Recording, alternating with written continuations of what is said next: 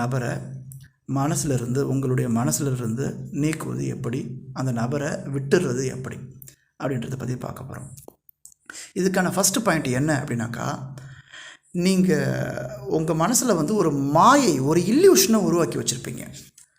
அந்த இல்யூஷன் இது வந்து முதல்ல வந்து ஒரு இல்யூஷன் அப்படின்றத நீங்கள் முதல்ல உணர ஆரம்பிக்கணும்.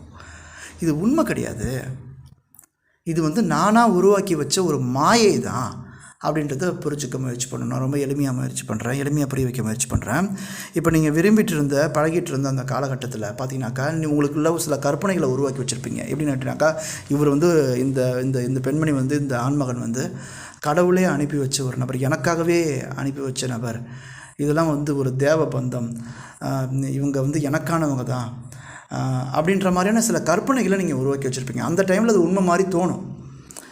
ஆனால் நீங்கள் ஒரு கட்டத்தில் புரிஞ்சுப்பீங்க, இது எல்லாமே என்னுடைய கற்பனை தான், இது எதுவுமே உண்மை இல்லைன்னு புரிஞ்சிக்க வேண்டிய ஒரு காலகட்டம் வரும். ஸோ அந்த காலகட்டம் தான் இது வந்து ஒரு மாயை தான்.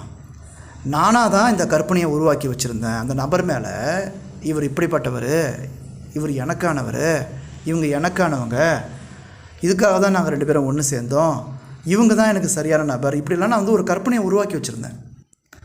இதெல்லாம் வெறும் கற்பனை தான், வெறும் மாயை தான் அப்படின்றத நான் புரிஞ்சுக்கிட்டால் மட்டும்தான் அந்த ஆசையிலேருந்து நான் விடுபட முடியும். இதுதான் முதல் விஷயம். இது வந்து ஒரு மாயை அப்படின்னு புரிஞ்சுக்கிறது தான் ஃபஸ்ட் விஷயம். நான் நீக்கிடணும், நான் தூக்கி போட்டுடணும், நான் மறந்துடணும், நான் விட்டுடணும், நான் டிஸ்ட்ராக்ட் பண்ணணும், அதெல்லாம் கிடையாது. முதல்ல இது வந்து ஒரு பொய், ஒரு கற்பனை, ஒரு மாயை அப்படின்னு புரிஞ்சுக்கணும். இதுதான் ஃபஸ்ட் பாயிண்ட்.